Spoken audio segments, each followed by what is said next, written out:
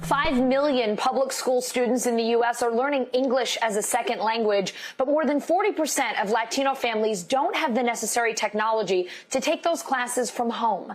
NBC News correspondent Morgan Radford and Telemundo's Nicole Suarez went to San Antonio, Texas to learn more. 14-year-old Roberto Gomez loves to learn. Do you like school? La verdad mucho, sí. You really like school a lot. His family moved from Mexico to San Antonio, Texas less than 2 years ago, and he's been trying to learn English ever since. Difficult to find ways to practice. He was a star student, but says his classes got harder when they went virtual last semester. Why are those virtual classes harder? Because I don't have direct contact with the teachers. Roberto is one of 5 million public school students learning English as a second language, a challenge that can be especially hard for many Latino students, since more than 40% of Latino families don't have a computer. And so what are you usually doing your work on? I do it in my phone. So you're doing your homework on your phone? Mm-hmm. Wow. Roberto's family of 5 shares one laptop. Even when he can access his assignments, he's on his own. ¿Y habla usted inglés? Do you speak English? No. Roberto's mom says he's been losing some of the English he's already learned since the pandemic. Yo le ayudaba a hacer la actividad, les ayudaba un poquito en lo que yo podía. I was helping them with as much as I could with the activities. Pero no es suficiente. But it really isn't sufficient. It's a challenge Roberto's teacher is also up against. How does that feel as a teacher on an emotional level to watch your students sometimes struggle? It's hard to see students who already start with a disadvantage because our school systems aren't really set up to support migrant families to begin with. And now with remote learning, that's just carrying over into that. For families of students with special needs, those challenges can become even more difficult. How do you help those students who need that social, in-person interaction to thrive? That's what our Telemundo colleague, Nicole Suarez, went to find out. That's right, Morgan. About 700,000 special needs students here in the U.S. are also English language learners, leaving many immigrant parents to provide speech, occupational, and behavioral therapy at home. 6-year-old twins Rocio and Emma do everything together. Rocio, tell me how much you love your sister. Like this. They love dressing up as princesses and dancing, but when it comes to learning, their needs are different. Emma has autism and is nonverbal. What have you learned as a mother of a special needs child? How to be patient. I didn't have that much patience before, but I had to develop that part of me. At school, Emma's needs were met with a teacher, aide, and 7 different therapists every week. Roles that her mother Soledad had to take on overnight. I have to run from one side of the house to the other side of the house with different computers so they can concentrate very well in her stuff. Adding to the challenge for Latino parents of special needs children is the lack of information in Spanish. Soledad created a website with valuable information to try and help others in similar situations. It seems like through all this, you've kind of had to step up even more and become even more of a super mom. A little bit. Do you ever sit back and, I don't know, break down? Let the emotions get to you? A lot of times, yes. A lot of times. But you know, you have to be a mom. That's the moms do. It's like, be there for your children. No matter what their needs. For NBC News, Nicole Suarez, Noticias Telemundo. And Morgan joins us now. Morgan, you laid out so many of the barriers, the struggles, whether it's language or technology that these families are dealing with. What are teachers and parents doing to try to tackle and address that? Allison, you would be blown away and inspired by the stories we've heard from parents, teachers, administrators, really educators across the country who are working really hard to try to bridge this gap. For example, we spoke to one teacher in Maryland who was personally hand delivering iPads to her students just so that they could access their lessons. We've talked to people who are in school districts where they've been delivering those little MiFi hotspots so that their students can access the internet. So So that internet access challenge really falls into two categories. It's one, access to the internet itself, but two, it's access to the electronics that are necessary to actually complete those virtual assignments. Allison? Morgan, those teachers, those parents, just absolutely incredible. And those kids hanging with a really tough situation. Thank you so much for sharing their story. Florida's largest teachers union in court today, challenging a state order requiring schools to offer in-person classes. NBC News correspondent Kerry Sanders is in Cooper City, Florida. And Kerry, we will get to what happened in court today in a moment, but I hear you are ready to go and show us what's going on there in Cooper City.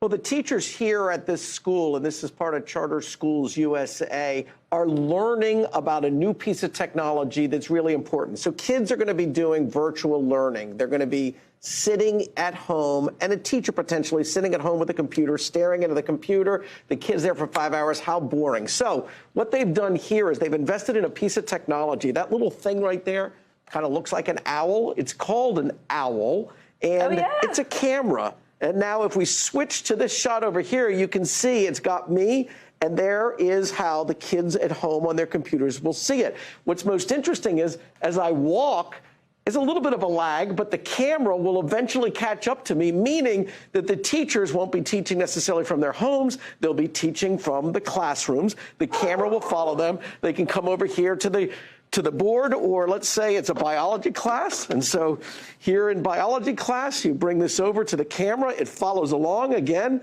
it's going to pick me up in a second here, and the camera will, as it picks it up, the teacher can show the different parts to the camera, and the kids can feel like they're engaged. And then there's this other part of, well, you consider what's going on. You have a teacher in the classroom speaking, and then let's say the kids want to get engaged. Well, the camera will pick them up and bring them in too. So what we're going to do is we're going to have Carlos and Raul, the cameraman and the sound man, make a little bit of motion, a little bit of noise.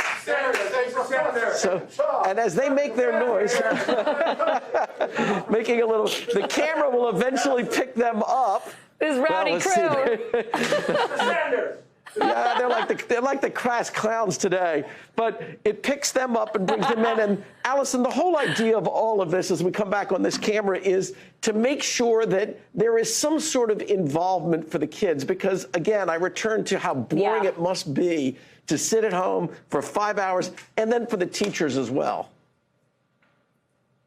Oh, Kerry, the engagement is so cool. And I'm really impressed. I mean, the delay there is better than the delay that we have on our setups here in the news. That's not bad at all. A very cool system. Kerry, I know we mentioned early on that there was a big court date today. Could you tell us what happened? Well, yeah, the teachers union in Florida is battling the government's mandate to open schools back up. Here in Broward County, they'll be opening up on Wednesday. It'll be virtual schools, same in Miami-Dade County. Hillsborough County and Tampa is yet to even have a go-ahead from the state. They want to do virtual learning. And so the teachers union feels that it's not safe necessarily for the teachers to go back, and they certainly don't want to mandate. The judge today sort of punted it down the line a little bit, saying, OK, this is going to go to mediation. And there's a clock ticking on all of this. So it's going to take some time before we actually get some sort of determination on this through mediation, possibly going back to court. But the teachers union would like an injunction. The state right now says schools will open. All right, Kerry, thank you so much for the update. And thanks to you and your crew for the demo. That was very cool. OK. Cherokee County, Georgia, shutting down a second school in the district this week. Woodstock High School reporting 14 coronavirus cases. It will be closed for the rest of August. NBC News correspondent Ellison Barber joins me now from Woodstock, Georgia. It's about a half hour outside of Atlanta. Ellison, what's going on in that school district? First, Etowah High School closed, then Woodstock High School a day later. What's happening there? Yeah, I mean, back-to-back, Etowah High School closed on Tuesday, or they announced Tuesday that would be the last day of their in-person instruction, at least for a while. Woodstock High School, where we are now, they did the same yesterday evening, saying that they're going to move anybody who was here for in-person learning to online courses, at least through the end of the month. In both of the instances with these high school. Each school had over a dozen students test positive, students and staff test positive for COVID-19. And each school had about 15 COVID tests for students outstanding. So officials had acknowledged that those numbers could rise at those schools. At Woodstock High School, where we are, over 300 people, students and staff, are currently quarantined. You can probably see over my shoulder a school bus is coming.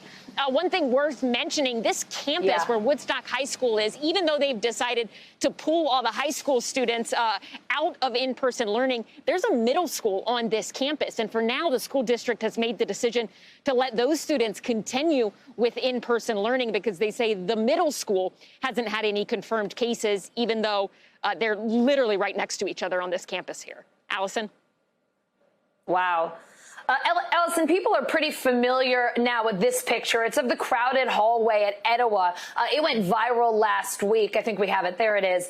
What are you hearing from students there in that district about the safety measures or lack thereof in their schools? Yeah, that photo got this area a lot of attention. But what we're hearing from a lot of students and parents as well is that it's really, those issues aren't just unique to one campus or one school. I mean, even when you look at just the total number of COVID cases, it's not just 2 high schools that are having issues. Across this county, there are 21 different schools with a total of 78 confirmed COVID-19 cases. Over 1,300 staff and students in Cherokee County are currently quarantined. They've only been open since last week. One student that I spoke to who went to another high school in this area, Creekview High School, he talked to me just about kind of what he is seeing. And he was very blunt in saying, you know, there are a lot of students. Face masks are not mandatory for students, though they are suggested. He said there are a whole lot of students in his classroom not wearing face masks. And then even when teachers are doing their best to create space, to clean the surfaces, he says there's really just not much room to even social distance. I'll let you hear more from him. His name is Riley Ball. He is a junior this year. Listen here.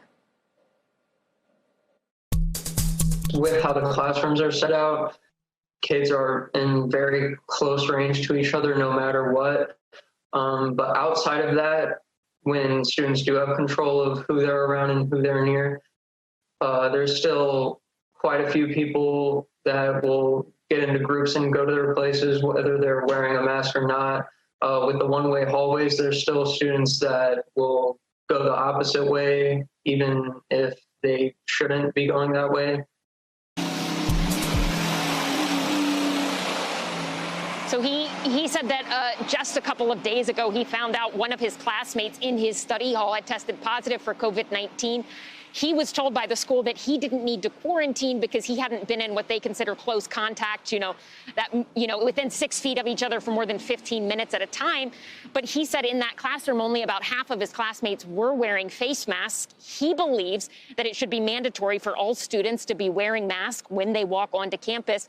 But even when it comes to the rules that are supposed to be happening on campuses in this county, he says that he's seen a lot of them not being necessarily enforced by some of the school administrators. One example he gave was, he says in the hallways, they've set them up so that students are only walking in one direction at a time. But he says he's seen on multiple occasions students breaking those rules and then seen school administrators, instead of stopping them, correcting them, saying, oh, well, just hurry up and get to your class. He says as a junior watching this, he's worried. But for now, he's still having to go back into class every day. Allison. Yeah, Cherokee County, Georgia, really showing us the challenges of bringing kids back into the classroom. Ellison Barber, thanks so much. Hey, NBC News fans, thanks for checking out our YouTube channel. Subscribe by clicking on that button down here and click on any of the videos over here to watch the latest interviews, show highlights, and digital exclusives. Thanks for watching.